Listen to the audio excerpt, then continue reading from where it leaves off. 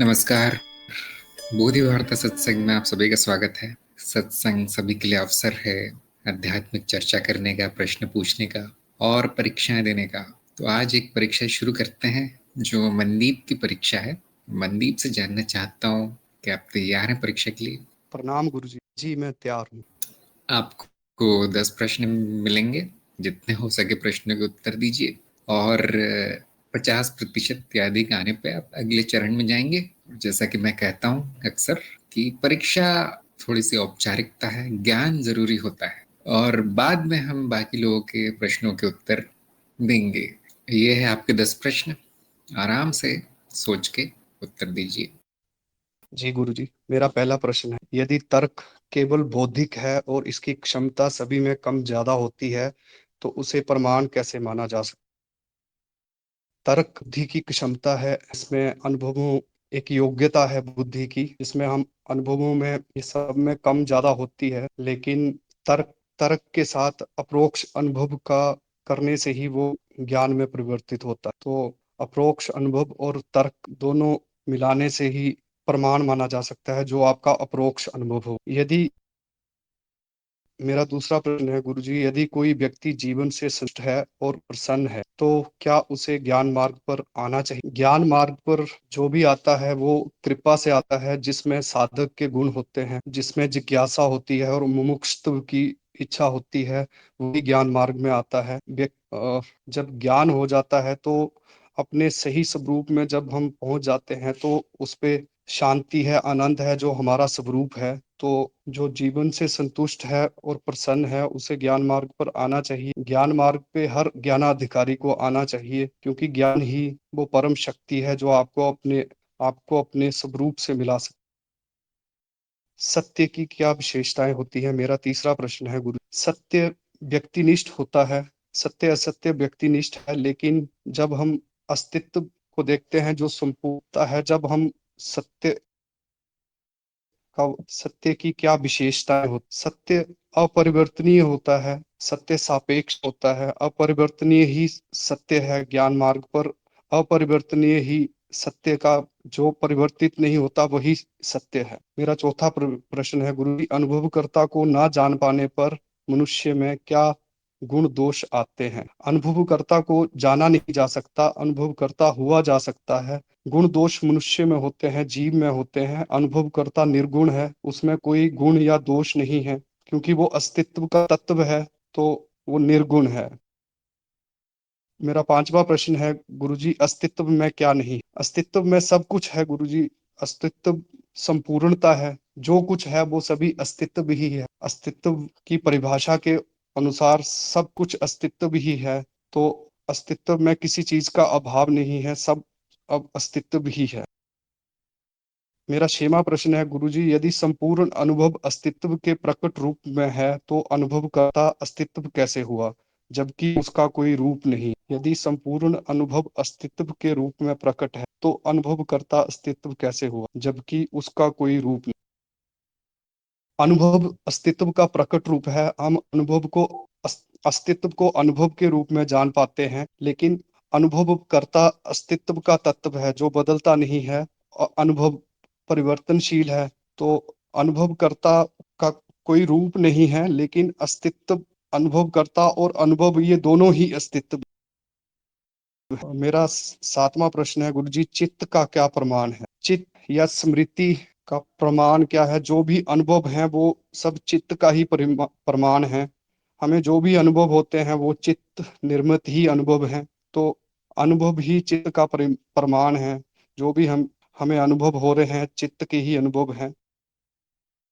मेरा आठवां प्रश्न है गुरुजी, सभी अनुभव चित्त निर्मित हैं, पर संपूर्णता की रचना मेरे चित्त में कैसे हो सकती? वो तो स्वयं एक रचना है। सभी अनुभव चित्त निर्मित हैं, पर संपूर्णता की रचना मेरे चित्त में कैसे हो सकती? वो तो स्वयं एक, सभी अनुभव चित्त निर्मित हैं, संपूर्णता की रचना, संपूर्णता हम अस्तित्व कह सकते हैं। अस्तित्व का भाग अनुभव अनुभव है, तो अनुभव सब चित्त से ही अनुभव है, तो वो स्वयं एक रचना है। लेकिन वो अनुभव अस्तित्व भी है, अनुभव भी अस्तित्व ही है।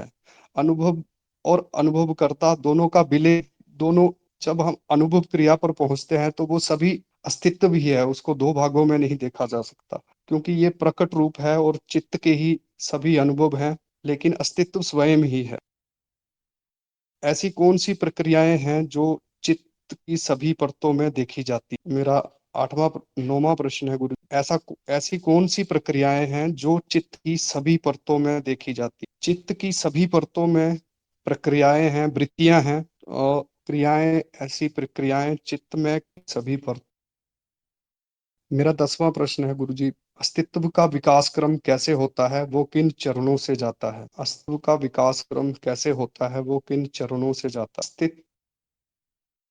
परतों का विकास क्रम हम कह सकते हैं, अस्तित्व तो पूर्ण है, किन चरणों से जाता है? परतीय रचना ही है जो।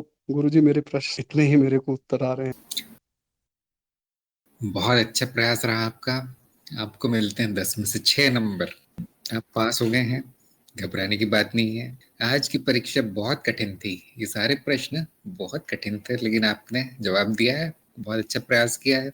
मूल ज्ञान आपको हुआ है, थोड़ा सा माया का ज्ञान और पक्का कर लीजिए, बाकी सब अच्छा है। जी, प्रयोग शुरू कर सकते हैं, हर हफ्ते रिपोर्ट भेज सकते हैं। धन्यवाद, प्रणाम गुरुजी। तो मनदीप जी की बहुत अच्छी परीक्षा रही, इनको बहुत बहुत बधाई।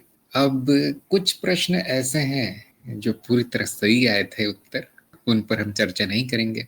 कुछ गलत हो गए हैं, उनका मैं थोड़ा बहुत बता देता हूँ बाकी लोगों के लाभ के लिए, और एक आध प्रश्न मैं सत्संग में भी पूछ लूंगा, जिससे कि बाकी लोगों की भी परीक्षा हो जाती थोड़ी सी, उनको भी मौका मिलता है अपना ज्ञान जांचने का।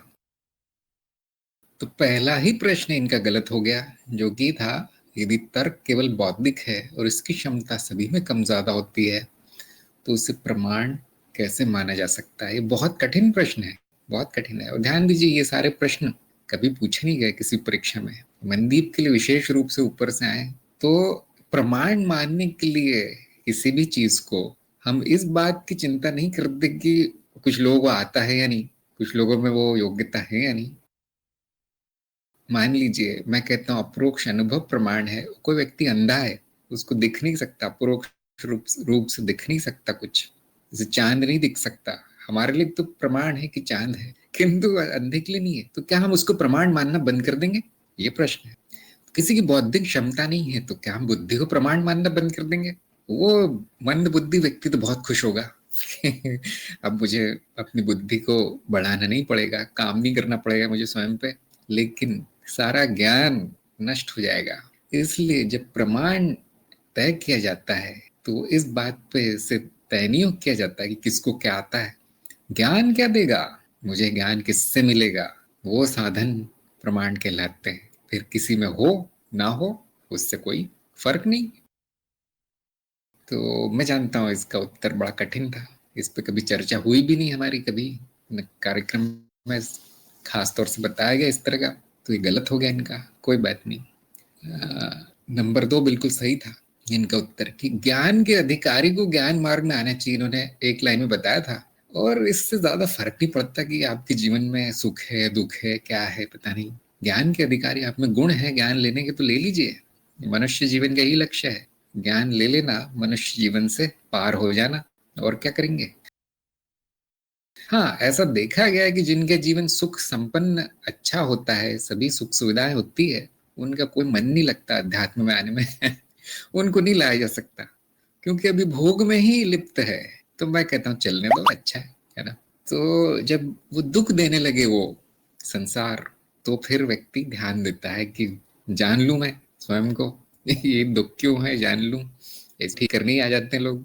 लेकिन कारण कोई भी हो, जिसको ज्ञान चाहिए, जिसमें मोक्षत्व जिज्ञासा आदि है, उनको आ जाना चाहिए ज्ञान मार्ग में। और जो अगर संतुष्ट है और प्रसन्न है, उनको तो जरूर आना चाहिए ज्ञान मार्ग में। क्यों?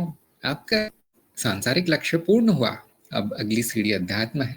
हाँ, जो थोड़ा सा संघर्ष कर रहे हैं जीवन में, उत्तरजीविता में, वो थोड़ा रुक सकते हैं, क्योंकि वो जरूरी है, वो जीवन को सही कर लेना। उसके बाद ही तो ज्ञान में रुचि आएगी, उसके बाद ही शास्त्र अच्छे लगेंगे, उसके बाद ही तो सत्संग पसंद आएगी।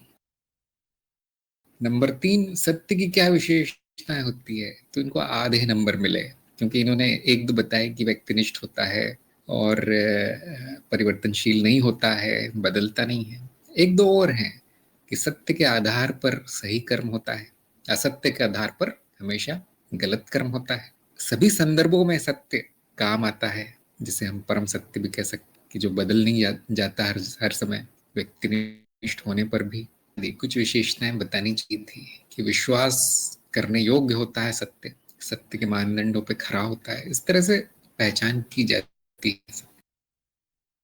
नंबर 4, अनुभवकर्ता को न जान पाने पर भी मनुष्य में क्या गुण दोष आते हैं, इसके भी आधे अंक मिले। तो इन्होंने यही कहा था अनुभवकर्ता में तो कोई गुण दोष नहीं है, तो कोई बात नहीं, गुण दोष नहीं है उसमें, लेकिन प्रश्न में क्या गुण दोष आते हैं ऐसा पूछा गया है। तो इसका उत्तर थोड़ा सरल था वैसे, कि जो अनुभवकर्ता को नहीं जानता उसमें गुण दोष हो सकते हैं, लेकिन जो जान गया है अनुभवकर्ता स्वयं को, अर्थात उसके दोष मिटने लगते हैं, उसके गुण बढ़ने लगते हैं। और न जो नहीं जानता स्वयं को, वो जैसा है वैसा ही रहेगा, उसमें ज्यादा दोष नहीं आ जाएंगे। जैसे मुझे आत्मज्ञान नहीं हुआ तो ऐसा नहीं कि मैं दोषों से भर जाऊंगा, नहीं नहीं, ऐसा संभव नहीं है। ना ही कुछ गुणों में बढ़ोतरी होगी, क्योंकि मुझे ज्ञान नहीं हुआ तो ऐसा नहीं होगा गुण बढ़ने लगेंगे, कभी नहीं होगा। तो उल्टा सत्य है कि जानने के बाद स्वयं को दोष समाप्त होने लगते हैं, गुण बढ़ने लगते हैं। न जानने पर पता नहीं क्या हो, जो होगा वो होगा, जो प्राकृतिक है वही होगा। नंबर 5, 6, 7 बिल्कुल सही उत्तर आए। एक जो नंबर 6 था, मुझे उम्मीद नहीं थी कि उसका उत्तर सही देंगे, लेकिन बिल्कुल सही आया। तो उसमें एक लाइन कहना चाहता हूँ कि यदि संपूर्ण अनुभव अस्तित्व के प्रकट रूप है, तो अनुभव करता अस्तित्व कैसे हुआ जबकि उसका कोई रूप नहीं। तो जैसा कि इन्होंने बताया, अनुभव करता अस्तित्व ऐसे हुआ कि वो तत्व हुआ अस्तित्व का, वो तत्व है अस्तित्व का। जब हम उसको अस्तित्व कहने लगते हैं तो सारे रूप तो मेरे ही हैं, सारे रूप तो उसी के हैं। हाँ, द्वैत के स्तर पर उसका रूप नहीं है, ब्रह्म के ही रूप सारे हैं। वो ब्रह्म मैं स्वयं हूँ, मैं ब्रह्म ही बोल रहा हूँ, मनुष्य नहीं। नंबर 8 था, सभी अनुभव चित्त निर्मित है, पर संपूर्णता की रचना मेरे चित्त में कैसे हो सकती है, वो तो स्वयं एक रचना है। मैं ये प्रश्न सत्संग में पूछना चाहता हूँ, क्योंकि इनका उत्तर गलत आया, शून्य मिला। तो मैं, जिनकी भी इच्छा है, जिनको उत्तर आता है, कोई देना चाहे तो दे सकता है उत्तर इसका। नंबर 8 का पुष्पेंद्र ने कहा संपूर्णता पहले से है। ये बात सही है, लेकिन कहीं कहीं हमने कहा है ना ऐसा कि सभी अनुभव चित्त निर्मित है, उसकी बात हो रही है। अगर पहले से तो चित्त निर्मित कैसे हो गए, ये भी प्रश्न आ सकता है ना। अजय ने कहा संपूर्णता में कोई रचना नहीं होती, केवल संभावना मात्र है। ये भी हम विज्ञान के परे जाकर बोल रहे हैं कि संभावना मात्र है, रचना नहीं है। ये अद्वैत के स्तर पर पहुंच गए। विज्ञान में हम क्या कहते हैं कि जो अनुभव आपको हो रहा है वो चित्त निर्मित है। वंदिता ने कहा है वहां रचना नहीं होती, केवल प्रक्षेपण होता है। हाँ, कौन करता है ये जो प्रश्न है वो भरमाने वाला है, भ्रांतिजनक है, ध्यान दीजिए। इसका उत्तर आएगा नहीं प्रश्न को गलत साबित करना पड़ेगा। अरुण ने कहा संपूर्णता के ज्ञान होता है, रचना का नहीं। हाँ, लेकिन प्रश्न तो ये पूछ नहीं रहा कि ज्ञान किसका होता है। वेदांश ने कहा संपूर्णता की रचना चित्त में नहीं हुई है, संपूर्णता अर्थात अस्तित्व है, और अस्तित्व में चित्त की रचना प्रतीत होती है। हाँ, आपको आधे नंबर दिए जा सकते हैं। प्रवीण ने कहा संपूर्णता की रचना चित्त में नहीं होती, क्योंकि संपूर्णता की स्थिति में भेद करने की वृत्ति नहीं होती। हाँ, यहाँ पर देखिए संपूर्णता का अर्थ वो है जो प्रकट है। तो प्रश्न में दो गलतियां हो गई फिर, क्योंकि ऐसा मान लिया गया है कि अनुभव ही संपूर्णता है। श्रुतिजा का उत्तर बिल्कुल सही है, और नैना के भी उत्तर बिल्कुल सही है, 100% सही है कि मेरे चित्त जैसी कोई बात नहीं है। हाँ, मेरा चित्त नहीं है, ये सही उत्तर था इस प्रश्न का। ध्यान दीजिए प्रश्न क्या कह रहा है कि संपूर्णता की रचना मेरे चित्त में कैसे हो गई। वो व्यक्ति अभी भी यही मान रहा है कि चित्त मेरा है, वो छोटा सा उसको अनुभव होता है विचारों का, वो मेरा चित्त है, ऐसा सोच रहा है। नहीं, चित्त मेरा नहीं है, और चित्त ही रचना है। जैसे कि प्रश्न भी कह रहा है कि स्वयं वो रचना है। हाँ, वही तो रचना है, उसी का तो अनुभव होता है, वही तो संपूर्णता भी है, लेकिन मेरा नहीं है, मनुष्य का कुछ नहीं है। मनुष्य स्वयं चित्त में एक छोटी सी रचना है। ये उत्तर होना चाहिए था। तो काफी लोग भरमा गए, क्योंकि हाँ, भरमाने वाला प्रश्न है। हेमंत ने कहा कारणहीन जानने का प्रयास करते जब क्यों प्रश्न आता है, क्यों क्यों हो गई, क्यों चित्त निर्मित है, क्यों संपूर्णता है, ये सब नहीं बताया जा सकता, इसका कोई कारण नहीं। रुचिका ने कहा संपूर्ण चित्त से परे की अवस्था है। हाँ, न मैं चित्त हूँ, न ये संपूर्णता की रचना मैंने की है, ऐसा कुछ नहीं हुआ है। जो रचना है उसी को चित्त कह दिया गया है। और ये मानना भी गलती है कि पहले से सब रचा हुआ है, नहीं। जैसे ही अनुभव होता है वो वही रचना प्रकट होती, प्रतीत होती है वो संभावना, जैसे कि बहुत से लोगों ने कहा है। हाँ, एक ही चित्त है। गौरव ने कहा चित्त संपूर्णता का अंश है तथा अंश संपूर्णता का भाग ही हो सकता है, उसका निर्माण करता नहीं। अब यहाँ पे संपूर्णता और चित्त में बड़ी उलझन हो गई है, क्योंकि जो भी प्रकट है वो चित्त ही है, जो भी प्रकट है वो संपूर्णता का ही एक आयाम है, ऐसे समझने का प्रयास कीजिए। कमलेंद्र ने कहा अनुभव प्रतीत मात्र है और चित्त निर्मित है जो कि अनुभवकर्ता के पटल पर है। हाँ, ये कहना कि इसकी रचना हो गई है, मैंने की है, मेरे चित्त ने कर दिया है, ये सब अज्ञान दर्शाता है। तो कमलेंद्र की बात से वो अज्ञान दूर हो सकता है, वो जान लेने से, क्योंकि है क्या ये जिसको हम चित्त कहते हैं, और ये मेरा क्यों नहीं है। इसीलिए हमने उसका नाम ही विश्व चित्त रख दिया। वैश्विक है वो, व्यक्तिक नहीं। सुवेद ने मेरा चित्त नहीं, चित्त एक ही है और स्वयं संगठन से परत बनती रहती है। हाँ, फिर उसकी अब व्याख्या की गई है कि कैसे बन गया सब कुछ। वो विज्ञान है, हुआ कुछ नहीं, बना कुछ नहीं, सब मिथ्या। पुनीत ने कहा संपूर्णता की रचना नहीं होती है, द्वैत में बुद्धि से जानने का प्रयास किया जाता है, सब कुछ एक ही है, चित्त भी अस्तित्व हाथ लगती है। हाँ, हाँ जी, बिल्कुल सही। आगे बढ़ते हैं, सब लोग इस पे और मनन कीजिए। नंबर 9, ऐसी कौन सी प्रक्रियाएं जो चित्त की सभी परतों में देखी जाती, और ये भी इनका उत्तर गलत हो गया। तो समय बचाने के लिए मैं ही बता देता हूँ, सबको पता ही होगा। जैसे एक उदाहरण ले सकते हैं कि बुद्धि की प्रक्रिया बुद्धि की परत में चलती है, किंतु शरीर की परत में नहीं। इसके देखिए दो उत्तर आ सकते हैं कि जैसी प्रक्रिया बुद्धि की परत में चल रही है बुद्धि की, ठीक वैसी प्रक्रिया शरीर की परत में नहीं चल रही, किंतु ऐसी प्रक्रियाएं चल रही है जो बुद्धि जैसी है। जैसे शरीर अपनी रक्षा करता है, उसमें प्रतिरोध क्षमता है, आदि आदि, बुखार आता है उसमें, ऐसा ही हम भी करता है, उसको क्रोध आता है, अपनी रक्षा करता है। ऐसी बुद्धि भी करती है अपनी मान्यताओं की रक्षा, अपने ज्ञान की रक्षा। तो ऐसा जरूर देखा गया है कि सभी परतों में प्रक्रियाएं चलती, जैसे कि मनदीप ने कहा भी था, किंतु थोड़ा थोड़ा भेद है, अंतर है, लेकिन मूल रूप से वही प्रक्रिया है। उनके गुणों में भेद थोड़ा बहुत दिख पड़ता है। तो दो उत्तर आ सकते हैं इसके, जैसे कि मैंने बताया कि मूल रूप से सभी प्रक्रियाएं सभी परतों में चलती हैं। विनाशकारी प्रक्रिया हो गया या संगठनकारी हो गया, जो भी आप हमने नाम रखे हैं उनके, प्रजनन है ना, प्रतिकृति, चलता रहता है सभी परतों में। किंतु आप थोड़ा ध्यान से देखेंगे तो अलग अलग परतों में थोड़ी थोड़ी बदली हुई दिखती है वो। अब ये बड़ा विषय हो गया, इस पे किताब लिखी जा सकती है कि कौन सी परत में ये प्रक्रिया किस रूप में प्रकट हो गई। अभी देखिए बड़ा हो गया बहुत लंबा चौड़ा खिंच गया, तो मैं जानता हूँ ये प्रश्न भी बड़ा कठिन था। नंबर 10, अस्तित्व विकास क्रम कैसे होता है और किन चरणों में जाता है, ये भी भरवाने वाला प्रश्न है, घुमाने वाला है, लेकिन इनका इसका उत्तर इन्होंने बिल्कुल सही दिया कि जीव का कह सकते हैं विकास क्रम, चित्त का कह सकते हैं, किसी रचना का कह सकते हैं विकास होता है। अस्तित्व का कुछ नहीं होता, पूर्ण है, सब कुछ वही है, न विकास होगा न पतन होगा, जो भी प्रतीत होगा मिथ्या होगा, सपना होगा, सब पूर्ण है। तो अस्तित्व का विकास क्रम नहीं होता। माया में ऐसा दिख पड़ता है कि कुछ रचनाओं का विकास होता है और उनका कुछ होता नहीं है बस परिवर्तन होता है। वो हमारे एक पूर्वाग्रह सा है मन में कि जो हमारे लिए लाभदायक है उसको विकास कह देते हैं हम। तो इसके लिए मैं अच्छा उदाहरण देता हूँ कभी कभी कि जब आपके कांच का गिलास टूट के चूर चूर हो जाता है, चूर्ण, आप कहते नुकसान हो गया, ये विकास नहीं हुआ, ये तो पतन हो गया। जबकि आप गेहूं का आटा पीस देते, चूरा हो जाता है उसका, आप कहते हैं तो एक नई चीज बन गई, काम की चीज है, लाभदायक चीज है।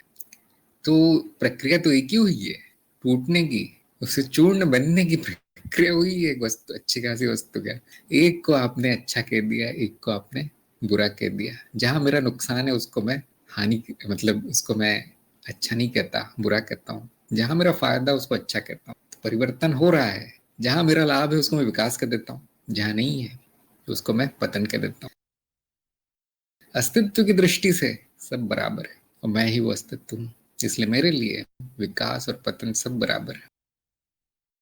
तो ये हो गए मनदीप के प्रश्नोत्तर।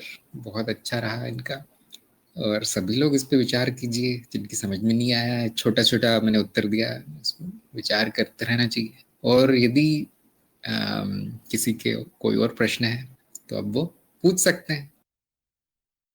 तो मैं चैप्टर 4 मैंने देखा, और उसमें आपने कहा है कि स्मृति में अनुभवों का संयोजन ज्ञान है। तो क्या इसका अर्थ ये हुआ कि बिना स्मृति के ज्ञान नहीं हो सकता? ये मेरा पहला। और क्या इसका अर्थ ये नहीं हुआ कि ज्ञान भी भौतिक जगत की बेड़ियों से बंधा हुआ है, क्योंकि जो स्मृति है वो न्यूरॉन्स के कनेक्शन से, मतलब विज्ञान ऐसा समझता है कि न्यूरॉन्स का जो कनेक्शन है मस्तिष्क में, वही स्मृति है। तो क्या ये भौतिक जगत से उसके संबंध को ज्ञान कहा गया है? और जिसकी स्मृति चली जाती है ज्ञान प्राप्त होने के बाद, तो क्या इसका अर्थ ये हुआ कि उसके ज्ञान का अस्तित्व भी नहीं बचा? धन्यवाद। हाँ जी, बहुत अच्छे प्रश्न है आपके। हाँ, पूरी तरह स्मृति आधारित है ज्ञान। स्मृति ना हो तो ज्ञान नहीं होगा, क्योंकि स्मृति में ही संबंध छपते हैं, जिनको हम संस्कार भी कहते हैं। अगर वो संबंध या वो अनुभव गलत संबंध बना दिए जाए, अतार्किक बना दिए जाए, तो हम कहते हैं अज्ञान। लेकिन वही अनुभव सही तरीके से तार्किक रूप से जमा किए जाए स्मृति में, तो हम कहते हैं ज्ञान। स्मृति नहीं होगी तो ज्ञान नहीं होगा। आप ये जान सकते हैं आसानी। स्मृति हटा दीजिए, अब उस व्यक्ति को क्या पता है? न खाना पता है, न पीना पता है, न कुछ, न बोलना पता है, न चलना पता है। तो स्मृति रहित ऐसा ज्ञान देखा नहीं गया कभी।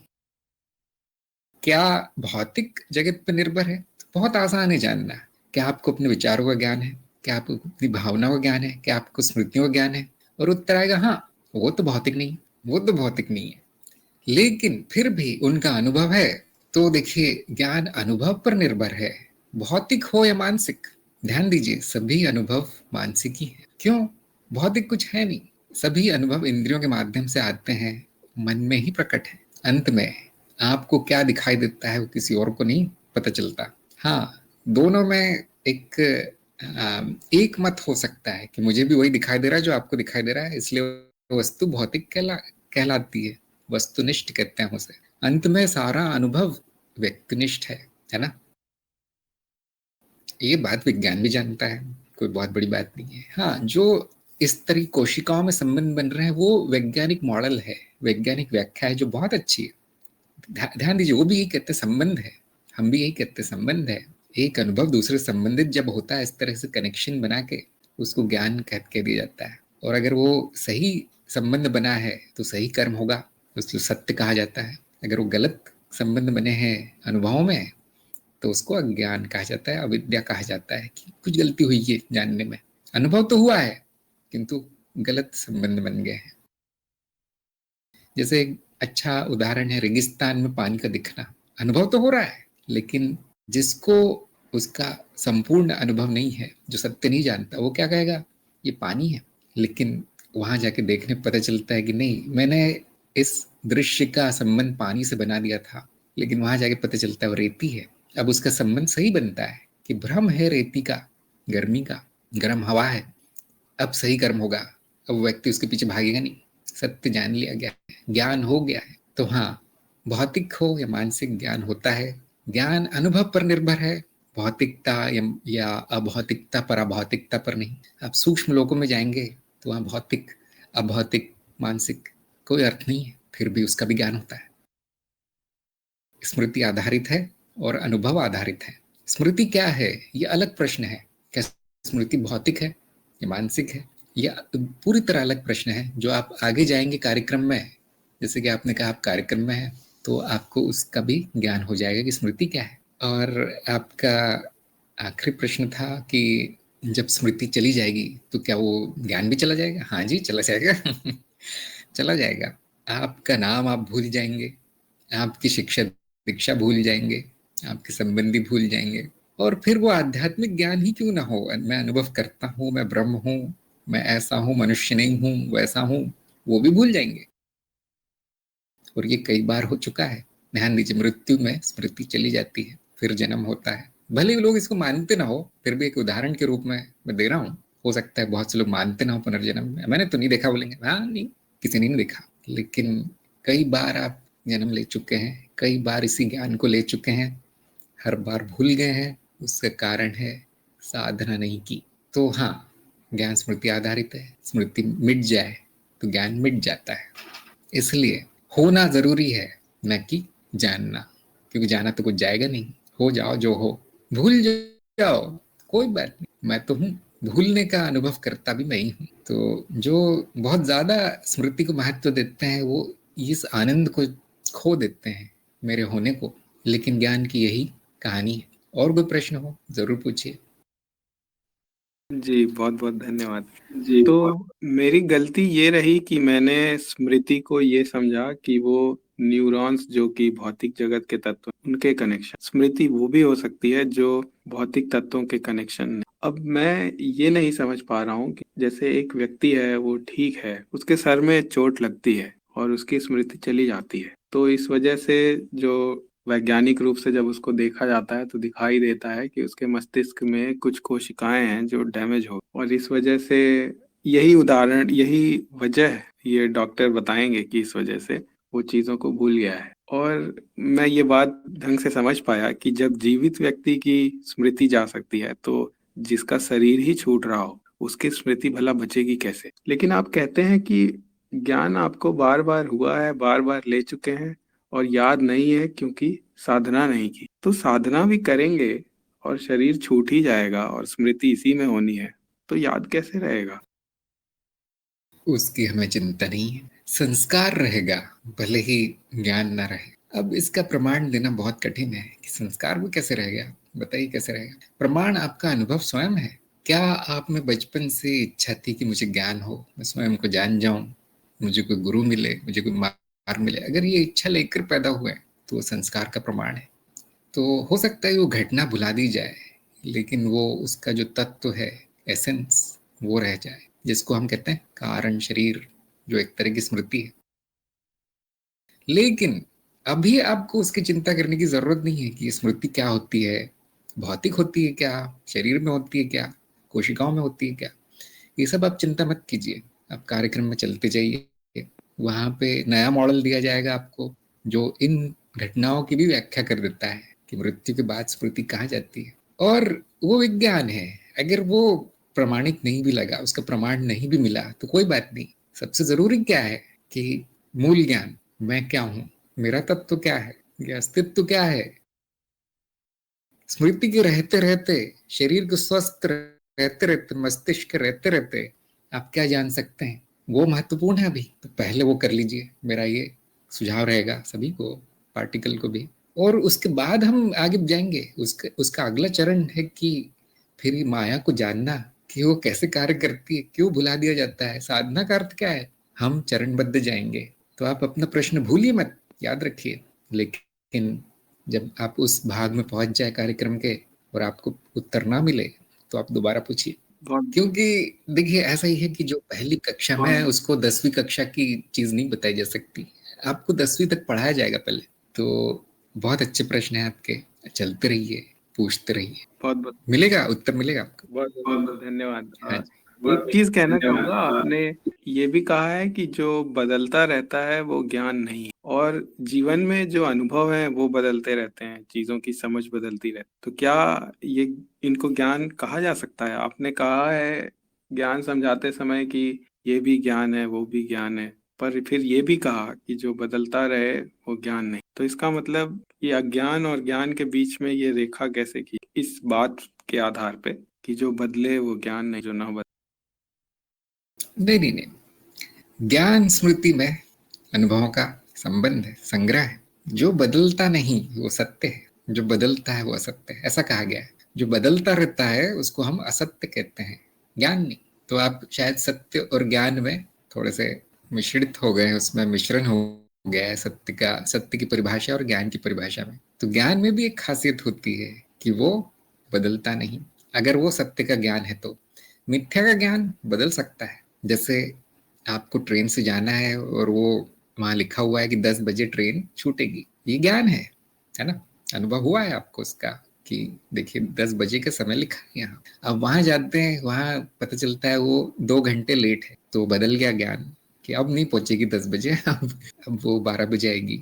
तो जो मिथ्या है, बदलता रहता है, वो भी ज्ञान है, लेकिन वो मिथ्या का ज्ञान है, फिर व्यवहारिकता का ज्ञान है। संसार में, जगत में वो बदलेगा थोड़ा बहुत, लेकिन जो आध्यात्मिक ज्ञान है वो नहीं बदलता। क्यों? वो सत्य का ज्ञान है। सत्य जान लिया जाता है तो कोई शंका नहीं रहती, फिर वो बदलेगा नहीं। तो फिर से ध्यान दीजिए, सत्य की परिभाषा क्या है, ज्ञान की परिभाषा क्या है, दोनों में क्या संबंध है, ये सब आराम से बैठ के सोचिए इसके बारे में।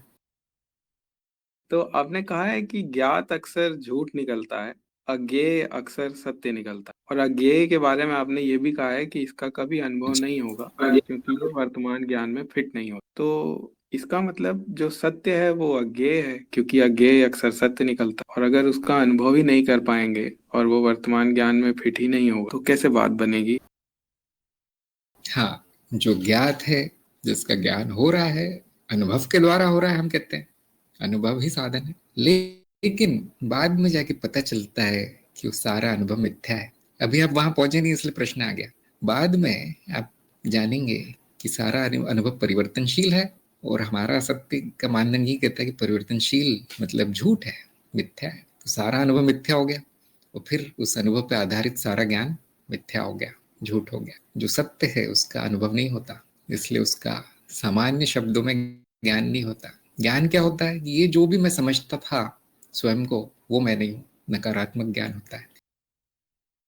इसलिए उसी पाठ में ये भी कहा गया है कि नकारात्मक ज्ञान सत्य तक ले जाता है, सकारात्मक नहीं। तो हाँ, जो अनुभव द्वारा जाना गया है उसको नकारा जाता है। जो नकारा गया है वही ज्ञान है। तो फिर बच क्या जाता है? मेरा स्वरूप बच जाता है, जो अब शुद्ध है, जो किसी प्रकार की मान्यताओं, धारणाओं में दबा नहीं है। इसलिए ज्ञान होगा नहीं स्वयं का, आपका अज्ञान नष्ट हो जाएगा। अज्ञान का नाश ज्ञान है, ये भी कहा गया। तो हाँ, थोड़ा सा भरमाने वाला है ये, लेकिन शुरू करें तो कहाँ से करें? क्योंकि साधक तो अपना जगत ही जानता है, वस्तु ही जानता है, अनुभव ही जानता है, स्वयं को नहीं जानता। तो वहीं से शुरू किया जाता है, तो फिर धीरे धीरे उसको दिखाया जाता है कि सारा अनुभव ही मिथ्या है। वहां मत ढूंढो स्वयं को, वहां मत ढूंढो सत्य को। फिर जब नेति नेति सब हट जाता है तो मैं बच जाता हूँ, वही आत्मज्ञान है। मैं कोई अनुभव नहीं, यही आत्मज्ञान है।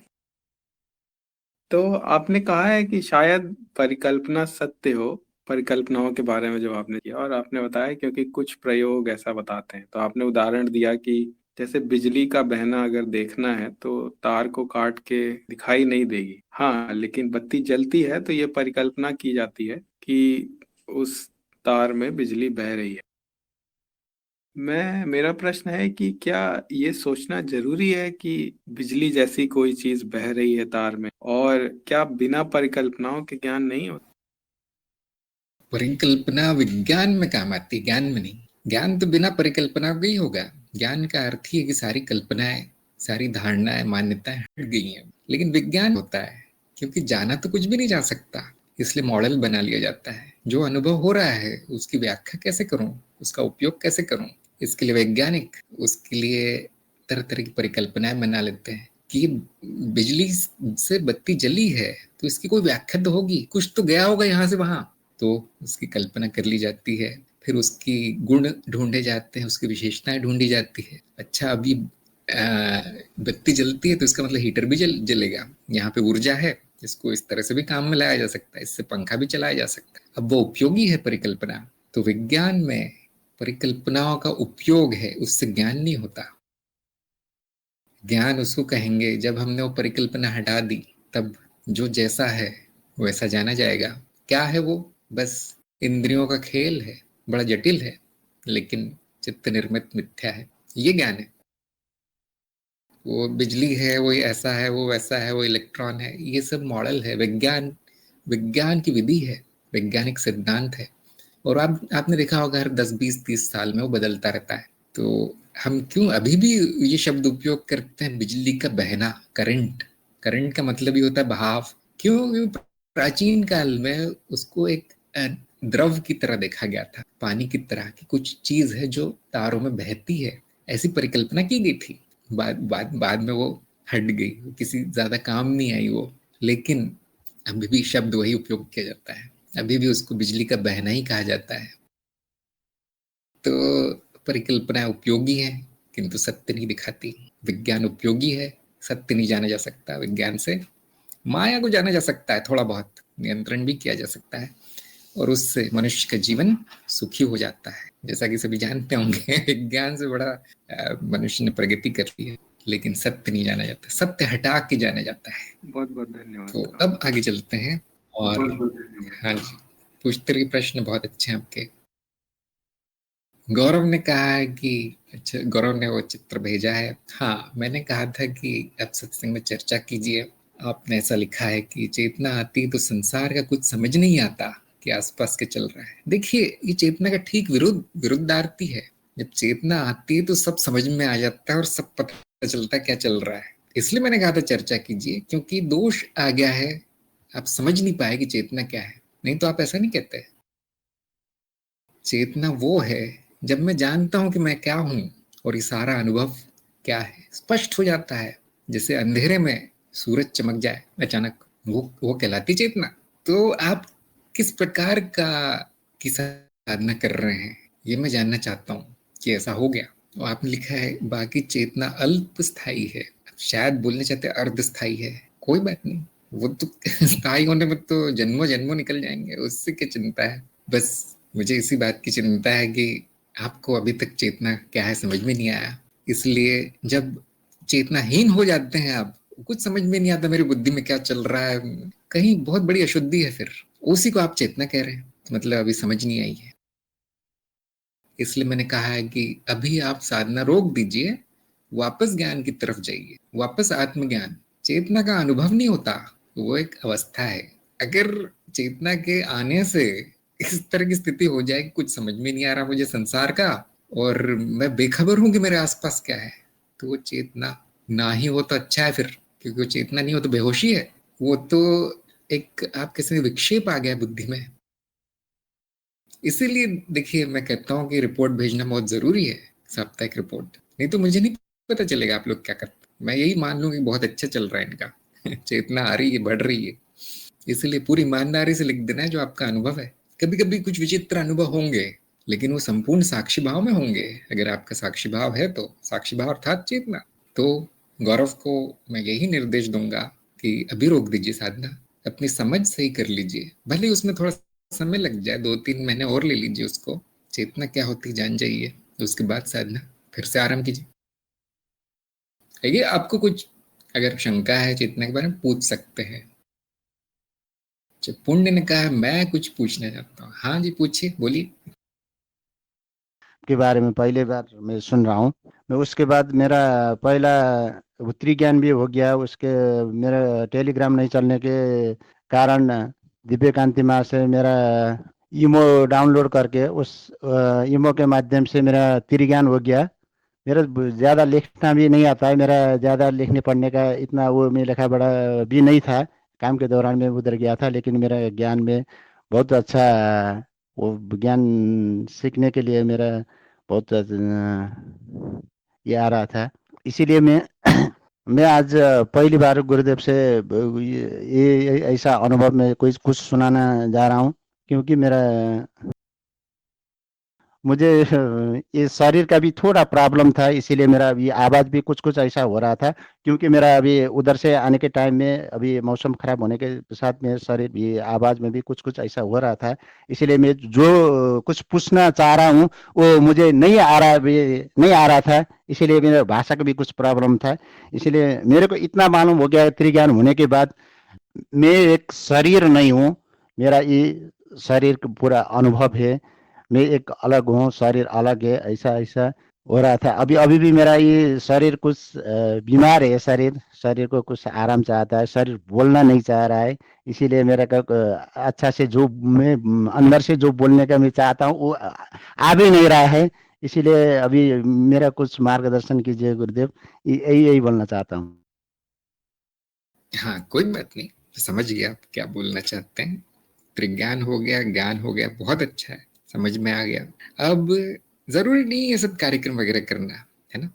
जो पंडित बनना चाहते हैं, महापंडित, उनको कार्यक्रम करना है। आप ज्ञान में रहिए, आनंद में रहिए, शांति में रहिए, अपना जीवन सुख में बिताइए। ये मेरा मार्गदर्शन है, ये मेरा सुझाव है। जरूरी नहीं है सब संघर्ष करना, और यदि शरीर साथ नहीं दे रहा कुछ नहीं तो बिल्कुल जरूरी नहीं है। शरीर का ध्यान रखिए, घर परिवार का ध्यान रखिए, आनंद होना चाहिए जीवन में, इतना जरूरी है। बाकी कुछ नहीं, वो तो कार्यक्रम तो ओके आनी ओके जानी गुरुदेव। चीज है, तो ज्ञान जरूरी है। मेरी शुभकामनाएं है आपके साथ। तो आगे चलते हैं। अब रवि ने कहा है, कारण शरीर का निर्माण या जन्म कैसे होता है?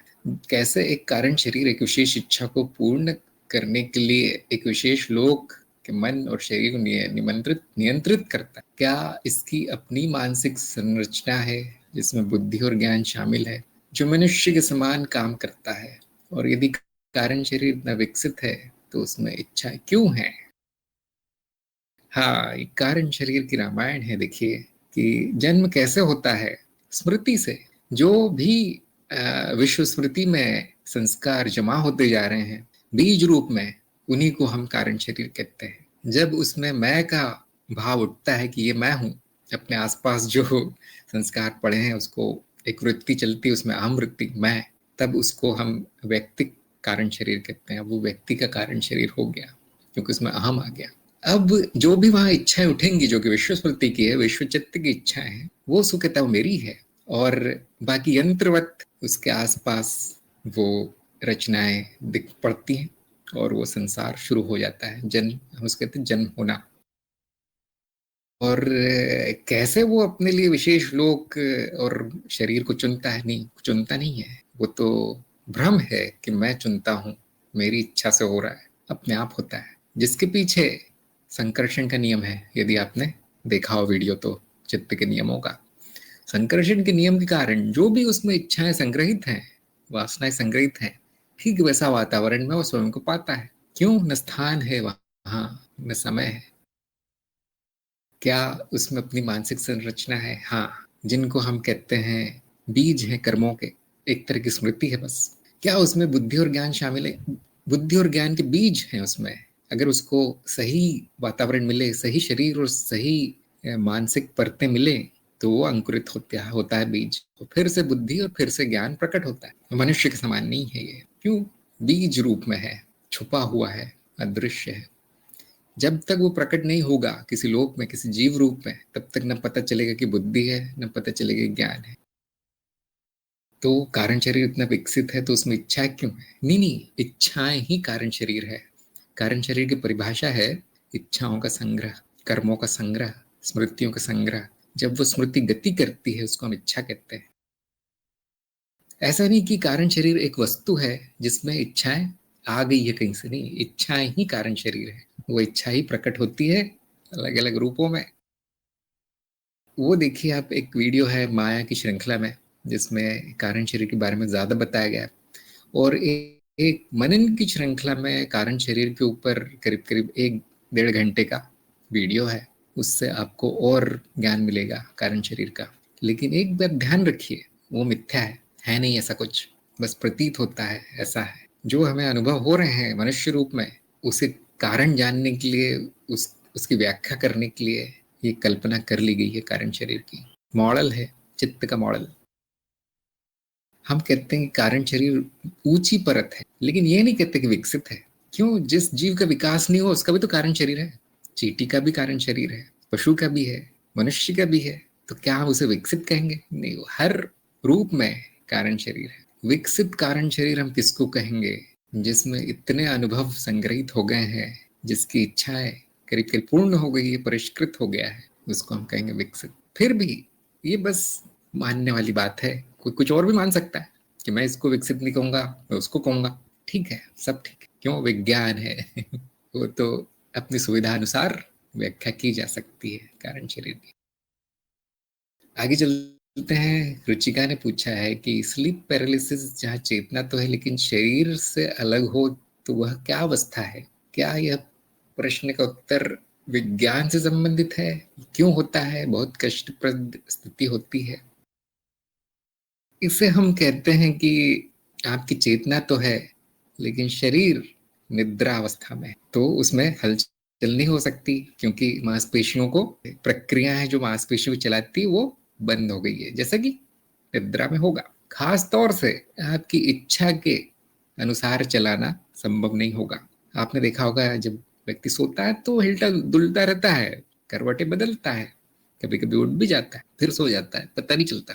तो मांसपेशियां तो कार्य कर रही है, लेकिन मेरी इच्छा के अनुसार नहीं है, मेरे वश में नहीं है। मेरे अर्थात इस अहम के, है ना, अभी तो अहम ही कहेगा ये। तो ये स्थिति वैसी है कि नींद की है, जो प्राकृतिक स्थिति है नींद की है, किंतु आपकी चेतना वहां जागृत है। ये स्मृति बनी है कि मैं क्या हूं। तो हाँ, ये विज्ञान से संबंधित है, खास तौर से तंत्र ज्ञान से। और आप जिसको कष्टप्रद समझ रहे हैं स्थिति को, तांत्रिक वहां जाने के लिए उतावले हैं। तंत्र के साधक वो स्थिति चाहते हैं जहां पे शरीर निष्क्रिय हो जाए और मन सक्रिय हो जाए, ताकि वो सूक्ष्म लोकों की यात्रा कर पाए, शरीर से छूट पाए, शरीर के बाहर जा पाए। क्यों कष्टप्रद है स्थिति? क्योंकि अज्ञान है। अज्ञान है इसलिए उससे डर लगता है, इसलिए आप संघर्ष करते हैं कि वो समाप्त हो जाए। लेकिन बहुत प्राकृतिक है, सबका ऐसे ही होता है। आपकी किसी कारणवश चेतना वहां जागृत है, और जैसा कि मैंने कहा था ईमेल में कि आप में पूर्व जन्म संस्कार है तंत्र के। जब ये ज्ञान हो जाएगा कि ये है क्या, तो वो स्थिति कष्टप्रद नहीं, आनंददायी हो जाएगी। वो स्थिति ऐसी होगी कि जैसे मेरा शरीर ही नहीं है, मैं हवा का गुब्बारा हूं और मैं कहीं भी कुछ भी अनुभव करने के लिए स्वतंत्र हूं। इसको हम कहते हैं सूक्ष्म अवस्था। सूक्ष्म अवस्था में जाने का चरण है ये, जो आपको किसी कृपा से दे दिया गया है, मिल गया है, शायद आप ही की साधना है, अब आपको याद नहीं। जैसे अभी उनका प्रश्न आया था ना, कैसे पता चलेगा संस्कार? देखिए, ऐसे प्रकट होता है। पता ही नहीं कि मैंने भी वो साधना की थी कभी, इसलिए आपको वो कष्टदायी लगता है। तो जैसे कि मैंने बताया है आपको, मैंने जो सुझाव दिए हैं उस पर चलते जाइए। आपको अगर इसमें रुचि है तो आपको संपूर्ण ज्ञान दिया जाएगा तंत्र का। रुचि की बात है कि जरूरी नहीं है। जरूरी क्या है? आत्मज्ञान जो आपको हो चुका है। अब अगर शारीरिक स्थिति से, मानसिक स्थिति से, चेतना के ज्ञान के अभाव के कारण थोड़ा बहुत कष्ट हो रहा है, उलझन हो रही है, ये सब क्या है, क्यों हो रहा है, तो उसका इलाज है। उसका इलाज भी ज्ञान ही है। कौन सा ज्ञान? माया का ज्ञान, जिसे आम भाषा में हम तंत्र कहते हैं। तंत्र विद्या, विज्ञान, स्वयं का तो ज्ञान हो गया। अब ये किस माध्यम से प्रकट है? शरीर के माध्यम से। उसका भी ज्ञान ले सकते हैं किसी की इच्छा हो तो घबराइए नहीं। स्लीप पैरालिसिस बड़ा डरावना शब्द लगता है, और यहाँ पर हम कहते हैं कि अर्ध चेतन अवस्था है या अर्ध निद्रा अवस्था है, ऐसा कुछ नाम दे दिया गया है यहाँ तांत्रिकों ने। किंतु नींद जैसी अवस्था है जहां पर चेतना प्रकट है, अच्छी अवस्था है, बुरी नहीं। नाम डरावना है। और जिसको ज्ञान नहीं हो थोड़ा डर जाएगा, अरे मेरा शरीर क्यों नहीं हिला पा रहा मैं, तो अंत में अज्ञान ही डर का कारण होता है। स्थिति बिल्कुल सही है। कृष्णा ने कहा संस्कार रहेंगे। हाँ हाँ, शायद आप उसके बारे में कह रहे हैं कि पता कैसे चलेगा कि पूर्व जन्मों का है। ऐसे ही पता चलता है, स्वयं का ही अनुभव आपको बताएगा। देखिए, दूसरे नहीं बता सकते ये चीज।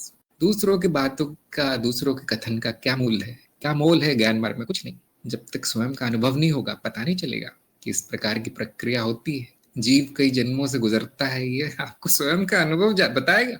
लेकिन बड़ी खुशी की बात है कि मेरा तो न जन्म होता है न मृत्यु, न पुनर्जन्म न पुनर्मृत्यु। इसलिए ये जानना पहले जरूरी है। और फिर जिसका भी जन्म होता है, जो भी माया का खेल है, अपनी अपनी रुचि पर निर्भर है। जान जाइए, मिथ्या का ज्ञान भी मिथ्या है। हृदयेश्वरी ने पूछा है, यदि चेतना के साथ साधना जन्मों जन्मों की है तो ज्ञान मार्ग को शुरू होते ही समाप्त होने वाला मार्ग क्यों कहते हैं? जैसे कि मैंने कहा, भूल जाते हैं ना। अगर आपने बिल्कुल मन लगा के साधना की होती तो भूलते क्यों? ज्ञान तो एक ही बार काफी है। तो वो शुरू होते ही समाप्त हो जाता है ज्ञान, लेकिन आप उसे भुला देते हैं। फिर इच्छा पूर्ति में लग जाते हैं। वो कारण शरीर में वो संस्कार पड़ा है, अभी भी गुम नहीं हो गया, खोया नहीं, लेकिन उसको महत्व नहीं दिया जा रहा। तो सबसे बड़ी साधना तो यही है, स्मरण। उसको महत्व दीजिए, उस ज्ञान को, ताकि दोबारा ना करना पड़े सब कार्यक्रम और गुरु गुरु चक्कर में ना पड़ना पड़े। क्या होगा? ऐसा नहीं होगा कि आप संपूर्ण ज्ञान के साथ जन्म लेंगे, जन्म ही नहीं होगा। यदि आपने साधना अच्छी कर ली है तो मनुष्य जन्म से मुक्ति हो जाएगी। फिर ये शंका नहीं रहेगी कि ज्ञान मार्ग दोबारा क्यों शुरू हो गया। इसलिए हम चरण 4 करवाते हैं आपसे। मैं कहता हूँ कि साधना नहीं करनी है आपको, नहीं। देखिए, आप में रुचि है तो आपको कुछ नहीं करना है। आपने वो पढ़ाकू बच्चे देखे होंगे, चश्मा लगा के, वो छोटे से होते हैं लेकिन बड़ी बड़ी किताबें पढ़ते हैं। उनको तो बोलना भी नहीं पड़ता कि पढ़ाई करो, क्यों? रुचि बहुत है उनमें, उनका जीवन ही वो है, उनका प्रारब्ध भी वो है, किताबें पढ़ना, सारा ज्ञान उसमें से निचोड़ लेना, सोख लेना। किसको बोल कहा जाता है कि तुम पढ़ाई करो, फेल हो जाओगे, घर से निकाल दिए जाओगे, या गधे चराओगे बड़े होके, जिनकी रुचि नहीं पढ़ाई में। ऐसे ही साधना उनको दी जाती है जो अभी तक महत्व नहीं समझ पाया उस बात का, जिनका प्रारब्ध नहीं है ज्ञान, या इतना स्थापित नहीं हो पाया, उनको उसका मोल नहीं पता चला, उनको हीरे मोती दे दिए गए हैं, अभी भी वो माया के कंकड़ पत्थर बटोर रहे हैं। इसलिए आपको दोबारा जन्म लेना पड़ता है, दोबारा गुरु ढूंढना पड़ता है, दोबारा ज्ञान लेना पड़ता है। वो 3 घंटे दोबारा नष्ट होते हैं कि जो त्रिज्ञान वाले, कभी कभी माया ऐसा खेल खेल लेती है कि आपका वो जीवन अज्ञान में चला जाता है। पहले इच्छा पूरी हो जाती है, आप क्या करूं, हाँ, जैसे ही ये प्रश्न आ जाए मन में कि मेरा जीवन व्यर्थ हो गया मैंने तो माया के चक्कर में बिता दिया इसको, अज्ञान में, अब इच्छा आएगी अध्यात्म की, अब मन लगेगा जानने में स्वयं को। तो हाँ, ज्ञान मार्ग में कोई समस्या नहीं, ज्ञान मार्गी में समस्या है, बहुत बड़ी समस्या। कैलाश ने कहा, अष्टवक्र महामुनि का देह तो 8 जगह से टेढ़ा था। हाँ, अगर 8 जगह से विकार है तो फिर भी हौसले बुलंद है तो कोई नहीं रोक सकता, कोई नहीं रोक सकता। और वो जैसे कि आपने कहा महामुनि है, आम साधक छींक आ जाए तो छोड़ देता है ज्ञान मार्ग। सबकी तुलना एक से नहीं की जा सकती। देखिए कैलाश जी, अगर हम सभी लोग अष्टवक्र जैसे होते तो 8 क्या 80 जगह पे विकार होने पर भी हमें ज्ञान हो जाता। सब लोग अलग अलग संगठन के साथ आते हैं, सबका गठन, सबका चित्त, सबका शरीर अलग अलग है, इसलिए सबको अलग अलग उपाय दिए जाते हैं। शायद इनका प्रश्न इससे संबंधित है कि अगर शरीर साथ नहीं दे रहा है तो साधना नहीं करनी, हाँ, ऐसा आपने मैंने वही कहा कहा था, उसी को लेकर। हाँ, अगर अगर आप में इतना हौसला है, इतना आप आपकी इतनी तेज इच्छा है, तो शरीर किसी भी हालत में आप साधना कर लेंगे। आप ही कभी पूछेंगे नहीं कि मैं करूं या नहीं करूं, है ना? शरीर अगर महत्वपूर्ण है तो अष्टावक्र महामुनि के नहीं, उनके केस में नहीं होता। यहाँ तक कि जिसमें इतना साहस है, इतनी रुचि है, इतनी तेज इच्छा है कि उस शरीर नहीं रोक पा रहा, शरीर के रोग विकार नहीं रोक पा रहे, उस ज्ञान होकर रहेगा। लेकिन कुछ लोगों में इसकी क्षमता नहीं है, वो थोड़े से शरीर में कष्ट आ जाता है तो वो अध्यात्म भूल जाते हैं, ऐसा देखा गया है। तो मैं ये कह रहा था कि हमारे सत्संग में, ग्रुप में, कार्यक्रम में ऐसे बहुत से लोग हैं जिनका शरीर साथ नहीं दे रहा, कष्ट है, रोग है, लेकिन मैंने उनको मना नहीं किया आने से। मैंने कहा तुम्हारी इच्छा क्या है बताओ, हाँ अब आ जाओ, इच्छा है तो आ जाओ। ऐसे बहुत से लोग हैं, लेकिन मेरा कर्तव्य है, देखिए गुरु होने के नाते मेरा कर्तव्य है कि कोई शरीर को अनदेखा ना कर दे साधना के चक्कर में। गुरु जी ने कहा था 8 घंटे बैठना है, मुझसे 2 मिनट नहीं बैठा जाता, डॉक्टर ने मना किया है लेकिन मैं बैठूंगा, अब वो गुरु जी के सिर पे आ जाता। देखिए, इसलिए हमें व्यवहारिकता में सही सलाह देनी पड़ती है शिष्य को, ये बस ये कारण है। तो अगर आप में संस्कार है महाज्ञानी के तो शरीर नहीं रोक पाएगा, चिंता मत कीजिए, मैं भी नहीं रोकूंगा बहुत से लोग हैं जो मनोविकारी है, देखिए बुद्धि की कमी है, लेकिन उनको भी हम आने देते हैं, आ जाओ कुछ तो सीख जाओगे। हाँ, ये पुनीत ने भेज दिए वीडियो, कारण की माया मनन के, धन्यवाद। और भी हाँ, ये देखिए ज्ञान रत्न में भी कारण शरीर के बारे में बहुत कुछ, ये बहुत बड़ा विषय है। और हमारा दुर्भाग्य कि इसमें ज्ञान थोड़ा कम है, विज्ञान में इतनी प्रगति नहीं हुई कारण शरीर को बहुत अच्छी जान पाए कि ये देखो आपके सामने मैंने खोल के दिखा दिया कारण शरीर क्या है, बहुत कठिन है ऐसा नहीं होगा। बहुत से लोग तो कहेंगे मुझे तो अनुभव भी नहीं हुआ अभी तक कारण शरीर क्या है, आप प्रमाण भी नहीं, आप कहते प्रमाण लेना चाहिए, लेकिन मैं तो मुझे तो प्रमाण भी नहीं मिला। हाँ, तो कोई बात नहीं, ये कठिन विषय है, अगर इसमें आपको कुछ समझ में भी नहीं आ पाए या प्रमाण ना मिल पाए तो डरने की जरूरत नहीं है। जो महत्वपूर्ण है उसका प्रमाण लेना जरूरी है, मूल ज्ञान महत्वपूर्ण है। बाकी आप कह सकते हैं कि शौकिया है माया को जानना, जिसको शौक है, जिसको आनंद आता है माया को जानने में, वो ये सब अनुसंधान कर सकता है। देखिए ये शरीर क्या है, सारे स्मृति क्या है, उनको इस प्रकार मार्ग दिखाया जाता है। जरूरी बिल्कुल नहीं है जानना, अंत में कुछ नहीं है। अंत में सपना है, जैसा चाहते हो वैसा दिख जाएगा। हाँ, हेमंत का प्रश्न है, चेतना की स्थिरता बढ़ती जा रही है। देखिए अब चेतना की चिंता मत कीजिए, कार्यक्रम में चलिए, परीक्षा दीजिए। चरण 4 में चेतना है, अभी अर्थहीन है चेतना की बात करना, खास तौर से जो कार्यक्रम से चल रहे हैं, अनुशासित चल रहे हैं, तो कोई अर्थ नहीं है अभी आपकी चेतना का।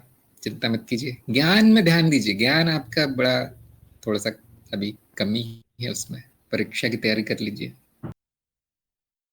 रुचिका ने कहा ऑपरेशन से पहले भी डर लगता था कि एनेस्थीसिया में कहीं होश ना आ जाए। कुछ नहीं होगा, होश भी आ गया तो यही पता चलेगा कि कुछ हो रहा है, लेकिन दर्द नहीं होगा।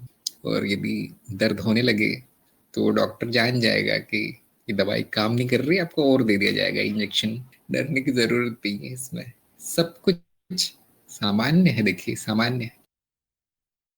रहमान ने कहा है आपने प्रारब्ध को यानी अपने प्रारब्ध को यानी जीवन के उद्देश्य को कैसे पहचाने। हाँ ये वीडियो आ गया, देखिए प्रारब्ध का कैसे पहचानूं। जो आपकी सबसे बड़ी इच्छा है वही प्रारब्ध है, ये सबसे अच्छा तरीका है जानने का। बहुत से लोग कहेंगे नहीं मेरी कोई बड़ी इच्छा बची नहीं है, कोई बात नहीं, जब वो कभी कभी प्रारब्ध प्रकट नहीं होता, सही समय आने में प्रकट होता है, तो आपको इच्छा बची नहीं, इससे आनंददायी स्थिति क्या होगी आपकी। अब क्यों चिंता करते हो मेरा प्रारब्ध क्या है। सुख शांति में जिए, आनंद में जिए, कुछ करना नहीं है, इच्छा नहीं है, इच्छाओं का हंडर नहीं पड़ रहा है पीठ पे, तो कितनी अच्छी बात है। प्रारब्ध उसको ढूंढना चाहिए जो बेचैन है कि मैं क्या करूं, मेरा जीवन व्यर्थ जा रहा है। अगर नहीं है तो दे दिया जाएगा। सही गुरु चुनना है, गुरु जी से जाके बोलना है कि मुझे समझ में नहीं आ रहा मेरा प्रारब्ध क्या, शायद है ही नहीं, ऐसा तो होता नहीं है। लेकिन शायद भुला दिया गया है, तो वो गुरु आपको सही मार्ग दिखा दे। कभी कभी इच्छा नहीं होती तो इच्छा डाल दी जाती है। रिंको ने कहा मैं कुछ बोलना चाहती हूँ, आज बहुत लोग बोलना चाहते हैं। हाँ जी बोलिए।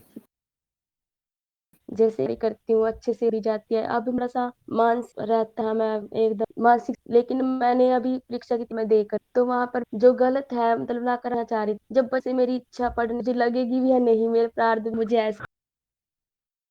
अगर आपकी इच्छा है जॉब की, या काम करने की, या पढ़ने लिखने की, अगर आपकी इच्छा है तेज, तो प्रारब्ध में है। अब प्रयास शुरू कर दीजिए। अब देखिए कहाँ विघ्न है, क्या रोकता है आपको, वो विघ्न हटाने का प्रयास शुरू कर दीजिए। और आपने परीक्षा की बात की, चिंता मत कीजिए। जब आपको विश्वास हो जाए कि अब मैं सही उत्तर दे पाऊंगी, तभी परीक्षा दीजिए। और अगर मन ना हो तो जरूरी नहीं परीक्षा देना, बहुत ज्यादा हम किसी को जबरदस्ती नहीं कर सकते। फिर भी परीक्षा देने पर बहुत लाभ होते हैं, मन में आत्मविश्वास आता है और गुरु क्षेत्र का ध्यान जाता है कि हाँ ये साधक थोड़ा आगे बढ़ रहा है। जो मन में जो विचार आते उसकी चिंता आप मत कीजिए, वो साक्षी भाव की साधना से उसका इलाज हो जाएगा। जी ये भी नहीं लगता कि साक्षी और वो भाव साधना है भी या कैसे करनी नहीं। है चरण 4 में बताया गया है। मैं क्या कह रहा हूँ, जो चरण 4 में नहीं पहुंचे हैं, साक्षी भाव की चिंता मत कीजिए, ज्ञान की चिंता कीजिए। जो लोग मतलब इंजन के भी आगे डब्बा लगा रहे हैं, है ना, घोड़े के आगे गाड़ी नहीं लगानी है। साक्षी भाव बाद में आता है, पहले ज्ञान आता है। तो जब तक आप ये बाधा चरण 4 में ना पहुंच जाए, जरूरत नहीं है आपको साक्षी भाव की। जैसे कि कमर में दर्द हो जाता है, ध्यान हो जाता है रात को जब भी लेटती कमर में। हाँ जैसा कि मैंने कहा, हम सभी अष्टावक्र नहीं है, तो जो भी शरीर में विकार है, जो भी कमजोरियां हैं, उन पर ज्यादा ध्यान दीजिए, उनको ठीक करने का प्रयास करते रहिए। साथ साथ में आप ज्ञान लेने का प्रयास करते रहिए। परीक्षा की चिंता, साक्षी भाव की चिंता अभी नहीं करनी। अभी तो आपको नीचे से शुरू करना है, शरीर से, जॉब, आर्थिक स्थिति, पारिवारिक स्थिति, ये चीजें सही करनी है आपको पहले। हाँ आपको मूल ज्ञान तो हो गया है, अब क्यों चिंता करते हो ये नहीं हो रहा वो नहीं हो रहा। तो मैंने ये देखा है कि आपकी प्राथमिकता गलत है।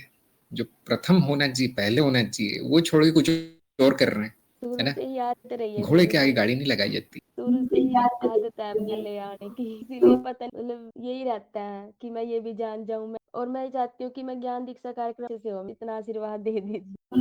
हाँ, मैं ये सुझाव दे सकता हूँ कि क्योंकि आपको पता चल गया है, अपनी अपनी स्वयं की वृत्ति पता चल गई, आपके अंदर जो स्वयं की अशुद्धि पता चल गई है, तो उस पर कार्य शुरू कर दीजिए। और मेरा निर्देश मान लेंगे कि गुरुजी ने कहा है कि ऐसे नहीं करना है, आगे नहीं भागना है कहीं, तो आपको याद आएगा। फिर अनुशासित चलना है, कार्यक्रम का अर्थ ही अनुशासित चलना, चरणबद्ध चलना। सारे विचार छोड़कर जिस चरण पर है वो कीजिए, और जो आपका संसार है उसका भी ध्यान रखिए, शरीर आदि, परिवार, काम धाम, वो भी जरूरी है, वो करना है आपको। पहले कार्यक्रम होता रहेगा, मैं कहीं नहीं जाऊंगा, नहीं ज्ञान कहीं जाएगा, सनातन है, तो अपना जीवन सही कर लीजिए। बाद में आएगा ये सब साक्षी भाव अक्षी भाव। जब जेब में पैसा नहीं और पेट में रोटी नहीं, तो साक्षी भाव क्या करना है, बेकार है। देवीदास ने कहा है मैं आपसे बात करना चाहता हूँ। हाँ जी, अब देवीदास की बारी है, आपको मैं धन्यवाद निर्देश दे गुरु जी, चुका हूँ, कर लीजिए। धन्यवाद। हाँ प्रणाम गुरुदेव जी। गुरु जी, हाँ जी, प्रणाम, बोलिए। मैंने ज्ञान दीक्षा कार्यक्रम ये पूरा कर लिया है, तो अभी इसमें वो जो शब्द है, तो उसमें थोड़ी सी हमको दिक्कत आ रही है। जैसे विश्वत है, परिभाषा है, जटिलता है, तो ये जो है क्या, ये शब्द कठिन लग रहे हैं। तो अभी परीक्षा का जो टाइम है, तो हमें बहुत अभी देर हो गई है गुरुजी, क्योंकि अभी जैसे 1 डेढ़ महीने 2 महीने चले गए ध्यान दीक्षा कार्यक्रम पूरा होके, नहीं ले पूरा होने के बाद। तो अभी परीक्षा के लिए गुरुजी मतलब ये थोड़ी सी कठिनाई आ रही है कि थोड़ी से जो शब्द है ये कठिन लग रहे हैं। तो इसमें और थोड़ा समय और क्या हम रुक सकते हैं क्या परीक्षा देने? हाँ हाँ, आपको जितना समय चाहिए ले लीजिए, कार्यक्रम में कोई समय सीमा है नहीं। और जो भी शब्द आपको समझ में नहीं आते, तो मेरा सुझाव है कि किसी से वो हिंदी के अर्थ वगैरह थोड़ा सीख लीजिए। हमारी भाषा ले- मराठी में है सर। तो अभी सत्संग में जो अभी सुनते हैं तो कुछ शब्द समझ में आते हैं, जैसे अभी आपने कहा जैसे विश्व चित्त के जो कारण शरीर है, तो उसको संस्कार नाम से हमने पहले सुना था। तो अभी वो बात हमें कुछ कुछ समझ में आता है इसमें, जैसे सत्संग सुनते हैं और ये समझ में आता है। तो इस ज्ञान मार्ग में हम आने का जैसे सोचा कि जैसे गुरुजी हमें कुछ साधना देंगे, ऐसे बहुत दिन से हम भटक रहे थे कि कोई गुरुजी से कोई अच्छी साधना मिलेंगी, वो हम कर पाएंगे वैसे ऐसे। तो इसलिए हम आगे बढ़ने के लिए हमारा बहुत मन हो गया, तो इसमें चले आए। लेकिन अभी परीक्षा की बारी आई, तो ये थोड़े से शब्द हम उसके उत्तर दे पाएंगे कि नहीं पाएंगे, ऐसा हमारे मन को लग रहा है।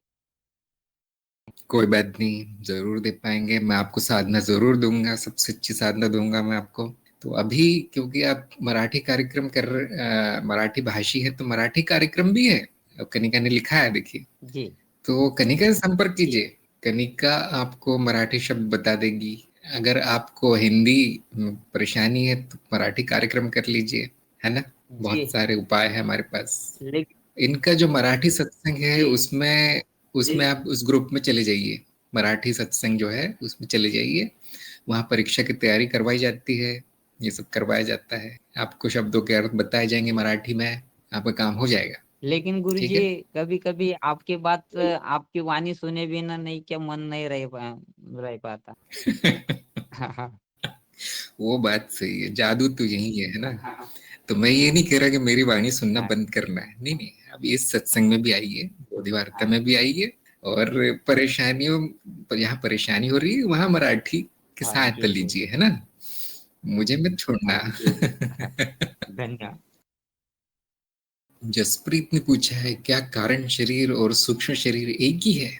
नहीं, जो भी प्रचलित मान्यताएं हैं, लोगों ने अपना अनुसंधान किया है, रिसर्च किया है, उसमें उन्होंने पाया है कि सूक्ष्म शरीर करीब करीब स्थूल शरीर जैसी ही रचना है, जो किसी और लोक में दिख पड़ती है। अब कैसे जानेंगे, अनुभव तो हुआ नहीं, एक सत्य है या नहीं, कैसे जानेंगे? तो उपमा दी जा सकती है, देखिए उदाहरण दिया जा सकता है कि जैसे सपने में आपका एक शरीर होता है, कभी कभी दिखेगा, आपके हाथ पैर होते हैं, आंख नाक होती है, मान लिया जाता है, वो सूक्ष्म शरीर का अच्छा। लेकिन कारण शरीर क्या है? वो स्मृति, जिसने सूक्ष्म शरीर का निर्माण कर दिया वो कारण शरीर है। अच्छा, जसप्रीत ने कहा सूक्ष्म शरीर का अनुभव है, बहुत अच्छा है। फिर ध्यान दीजिए, जब भी आप सूक्ष्म अवस्था में जाएंगे वो शरीर थोड़ा थोड़ा बदलता हुआ दिखेगा, जैसे आपका जागृत अवस्था में भी बदल ही रहा है, हर साल हर दिन बदलता रहता है। लेकिन कारण शरीर करीब करीब स्थायी है, बदलता तो वो भी है लेकिन उसकी मृत्यु जन्म मृत्यु के परे है वो। तो वो मान लीजिए कि एक तरह की मिट्टी है, उस मिट्टी से ये सारे शरीर बन जाते हैं अपने आप। बहुत से लोग कहेंगे मिट्टी, आप तत्व कहते हैं मिट्टी, नहीं, वो यहाँ पे अलग हो गया उदाहरण, थोड़ा समझाने का प्रयास कर रहा हूँ। तो वो कारण शरीर बीज है, कारण है, उसका नाम ही कारण है, जिससे कि ये सारी रचनाएं अपने आप प्रकट होती है। सूक्ष्म शरीर भी उसमें से एक रचना है। बहुत आगे आप बढ़ जाएंगे, आपको अच्छा अनुभव हो जाएगा, जैसे कि आपको अनुभव हुआ है कारक सूक्ष्म शरीर का। थोड़े और अनुभव होंगे तो आप एक ही बात जानेंगे कि जिसको आप भौतिक शरीर कहते हैं वो भी सूक्ष्म शरीर ही है, न सूक्ष्म है न स्थूल है, अंत में सब एक ही है, सब सपने जैसा है। रुचिका ने पूछा है कि आप बौद्ध धर्म के बारे में प्रश्न कर सकते हैं। अब कर सकते हैं, अब उत्तर की गारंटी नहीं देता मैं, अगर मुझे पता होगा, क्योंकि देखिए वहां पूरे शब्द बदल जाते हैं, मान्यताएं बदल जाती है, हर चीज। फिर भी आप पूछ सकते हैं, अगर मैं ना दे पाऊं तो गुणिक है, गुणिक बहुत जानता है इसके बारे में, वो बता सकता है। फिर भी आप पूछ सकते हैं, मैं नहीं बता पाया तो गुणिक बता देगा। कैलाश ने कहा है चित्त शक्ति विलास स्वामी मुक्त जिन आत्मचरित्र, जैसे अनुभव को आए ध्यान में वैसे अनुभव में हुए थे मुझे भी, लेकिन रूटीन डिस्टर्ब हो गया, भयग्रस्त। तो नॉर्मल कैसे होगा? देखिए, अगर आप किसी गुरु के अधीन साधना कर रहे हैं तो डरने की बात नहीं।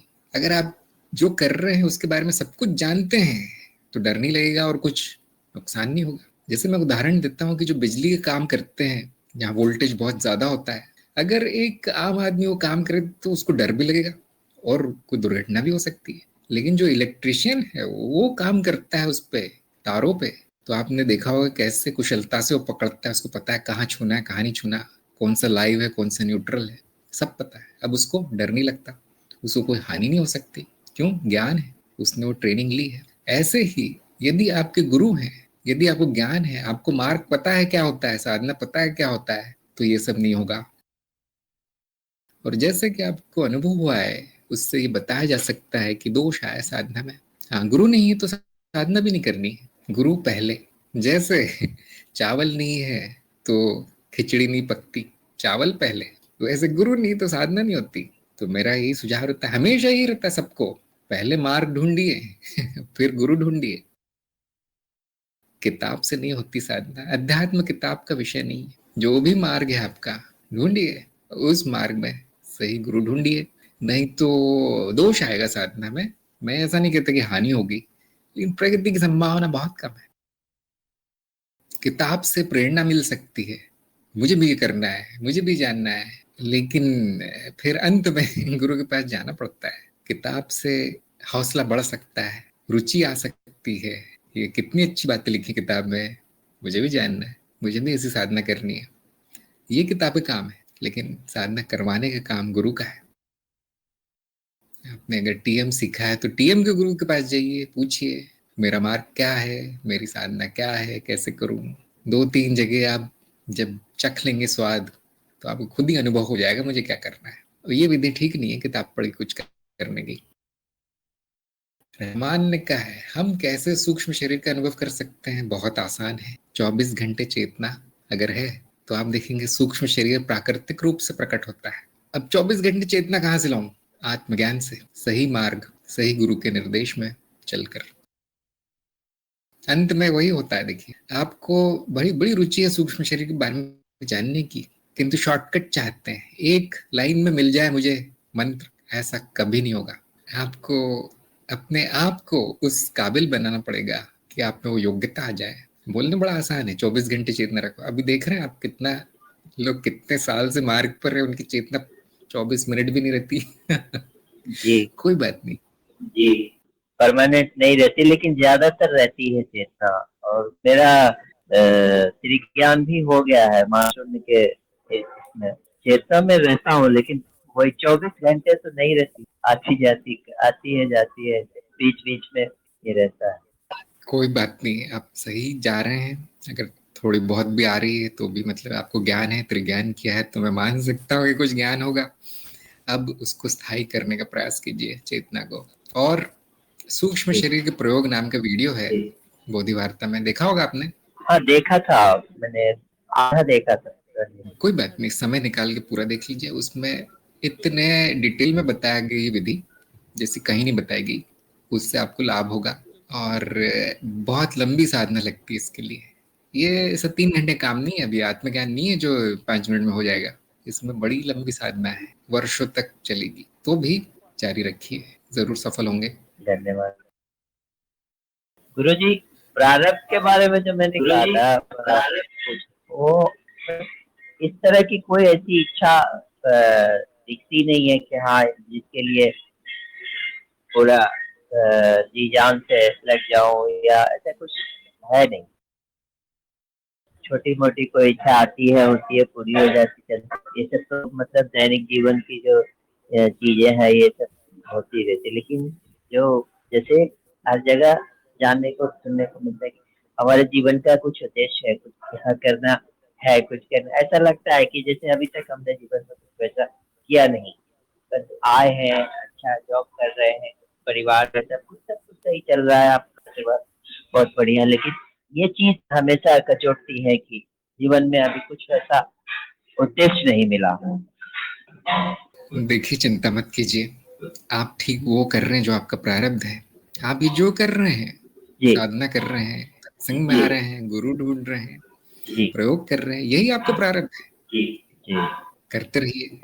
जिसको पता नहीं चल रहा कि मैं किस लिए आया हूँ, वो सीखने के लिए आया। देखिए, तो जानने के लिए आया कि जीवन क्या होता है, मनुष्य होना क्या होता है। जानिए, सीखिए, और आप बिल्कुल सही चल रहे हैं। आप यहाँ तक पहुंच गए, मतलब यही प्रारब्ध है। यहाँ नहीं पहुंच पाता कोई। चलते रहिए और बाकी का जीवन सुख शांति में बिताइए। ये मत सोचिए मैं वो नहीं कर रहा जो पड़ोसी करता है या मेरा दोस्त करता है। नहीं, वो उनका प्रारब्ध है। सुख शांति में जीवन बिताइए, अपना खोज जारी रखिए। अगर खोजना ही आपको पसंद है तो वही प्रारब्ध। और हर मनुष्य का ये कर्तव्य है कि वो ढूंढे कि मैं क्यों आया हूँ। अब वो उसी को प्रारब्ध मान लेना है। प्रगति करते रहिए।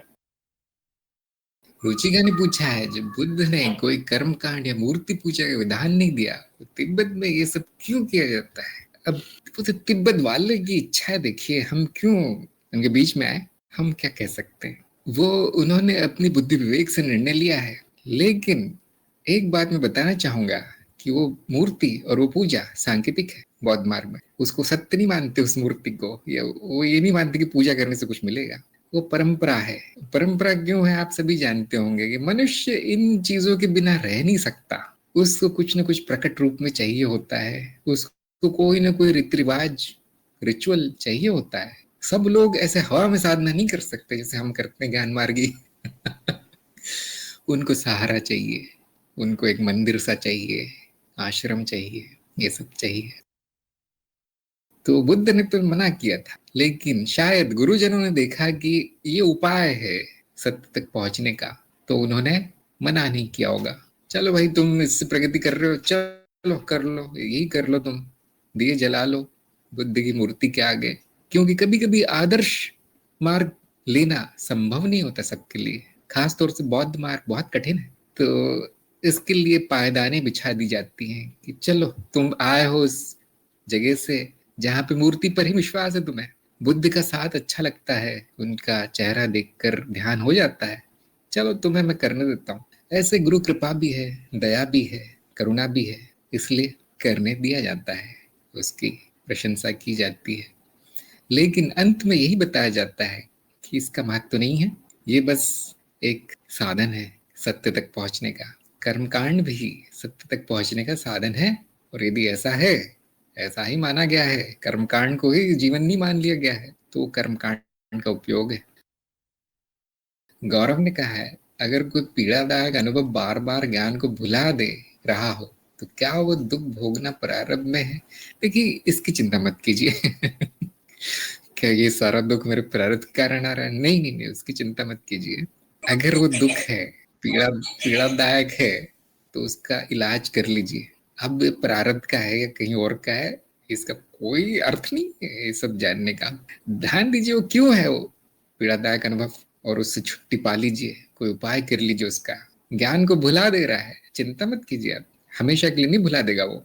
जब तक वो अनुभव है तभी तक आप ध्यान नहीं देंगे कि मेरा ज्ञान क्या कहता है ना। और वो जरूरी भी है। अगर आपको चोट लगी है, जैसे मान लीजिए शरीर में, और आप कह रहे मैं साक्षी भाव क्यों नहीं आ रहा, अरे वो पहले चोट ठीक कर लो, आ जाएगा साक्षी भाव। तो ऐसा ही है। अब ये जान के कोई फायदा नहीं कि वो कहाँ से आया, ये भोगना क्या मेरे नसीब में लिखा है ये सब बेकार की बातें हैं।